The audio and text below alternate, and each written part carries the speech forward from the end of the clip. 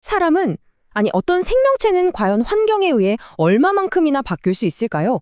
만약에 말이죠, 거친 야생에서 태어난 늑대 한 마리가 문명사회의 영웅이 된다면 여러분은 믿으시겠어요?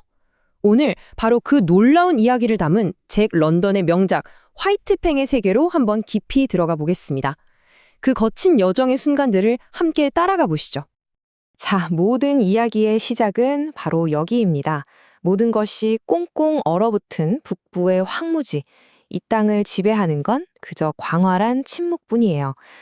이 냉혹하고 무자비한 침묵이야말로 앞으로 우리가 만나게 될 화이트팽이라는 존재를 빚어낸 최초의 그리고 가장 차가운 조각가였던 셈이죠. 화이트팽의 삶, 그 첫 장을 여는 건 바로 단 하나의 법칙이었습니다. 아주 간단하고도 절대적인 법칙이죠. 태어나는 그 순간부터 그의 모든 세포에 깊숙이 각인된 생존을 위한 유일한 지침이었습니다. 바로 고기의 법칙. 정말 간단하죠?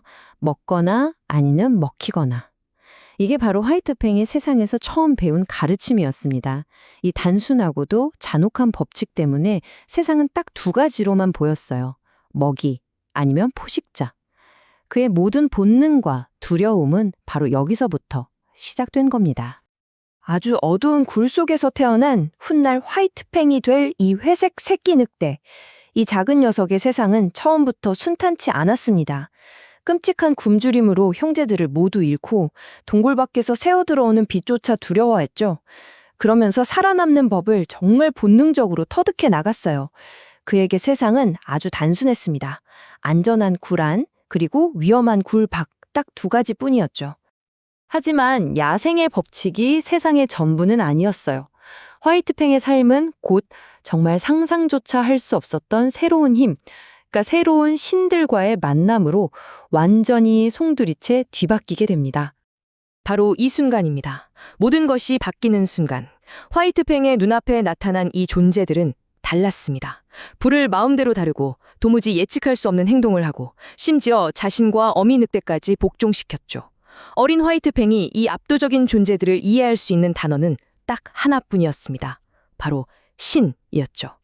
결국 그는 자신이 알던 그 명확하고 단순했던 자연의 질서를 떠나 복잡하고 예측 불가능하고 때로는 정말 잔인하기까지 한 인간들의 캠프 한복판으로 내던져집니다. 여긴 모든 게 달랐어요. 야생의 법칙은 더 이상 통하지 않았고 이제 모든 걸 처음부터 완전히 새로 배워야만 했습니다. 이 새로운 삶은 정말 혹독했습니다. 이 과정에서 화이트팽은 점점 더 날카롭고 사나운 싸움꾼이 되어갔어요. 다른 개들에게는 끊임없이 괴롭힘을 당하고 유일한 버팀목이었던 어미마저 팔려가 버렸죠. 완전히 혼자가 된 거예요. 결국 그는 인간 주인의 변덕에만 매달리는 고독한 외톨이로 자라나게 됩니다. 이제 여기서 더 나빠질 게 있을까 싶잖아요. 그런데 있었습니다.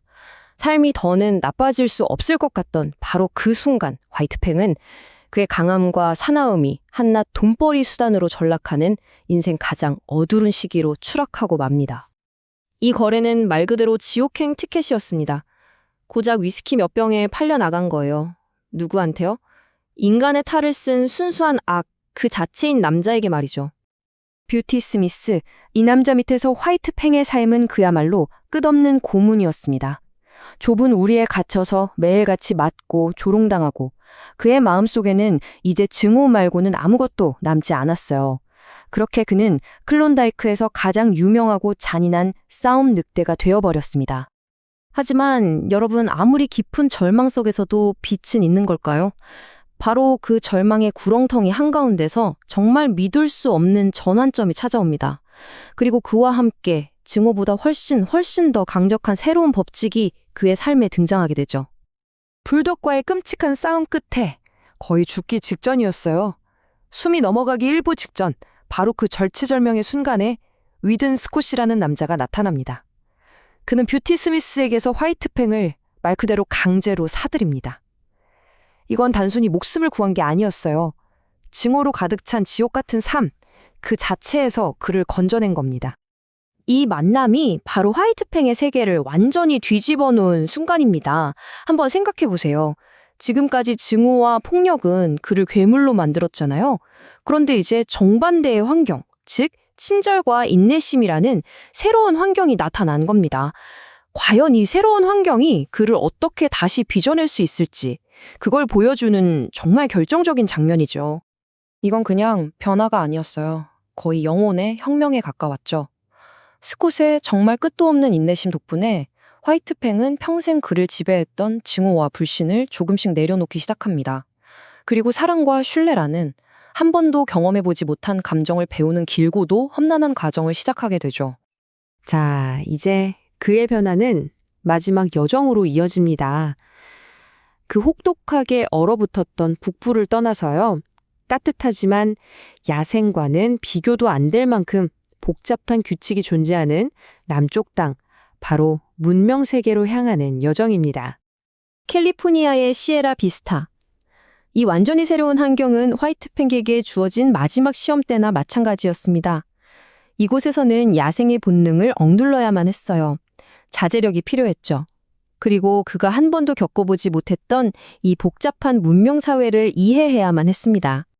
그리고 바로 이 문명화된 세계에서 그는 마침내 자신의 모든 것을 증명해 보입니다. 집에 흉악범이 침입했을 때 그는 목숨을 걸고 스콧의 가족을 지켜내요. 이 순간이야말로 그의 거친 야생에서 비롯된 힘과 문명 세계에서 배운 충성심이 하나로 합쳐지는 정말 위대한 순간이었습니다. 1만 분의 1? 이게 무슨 숫자냐고요? 세 발의 총알을 맞고 뼈가 여러 개 부러지면서까지 스콧의 가족을 지켜낸 화이트팽에게 의사가 말했던 생존 확률이었습니다. 거의 불가능에 가까웠던 거죠. 이 영웅적인 행동 덕분에 그는 새로운 이름을 얻게 됩니다. 바로 축복받은 늑대. 이건 그냥 이름이 아니에요. 너는 단순한 개가 아니다.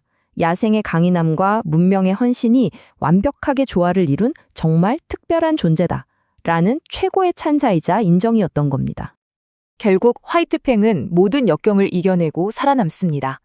그리고 캘리포니아의 따스한 햇살 아래에서 자신이 목숨 걸고 지켜낸 가족과 새로 태어난 자신의 새끼들에게 둘러싸여 마침내 평화를 찾죠. 이 장면이야말로 그의 길고 험난했던 여정이 마침내 완성되었음을 보여주는 정말 감동적인 순간입니다. 황량한 야생의 존재가 이제는 한 가족의 소중한 보호자이자 구원의 상징으로 다시 태어난 거죠. 자, 그렇다면 이 소설이 우리에게 던지는 마지막 질문은 뭘까요? 과연 화이트팽의 야생성은 꺾인 걸까요? 아니면 마침내 완성된 걸까요? 우리 인간도 마찬가지 아닐까요? 우리의 모습은 과연 타고난 본성 때문일까요? 아니면 우리를 둘러싼 세상의 잔인함 혹은 따뜻한 친절함에 의해 빚어지는 걸까요? 어쩌면 화이트팽의 파란만장한 삶이 바로 그 답을 찾아가는 여정 그 자체였을지도 모르겠습니다.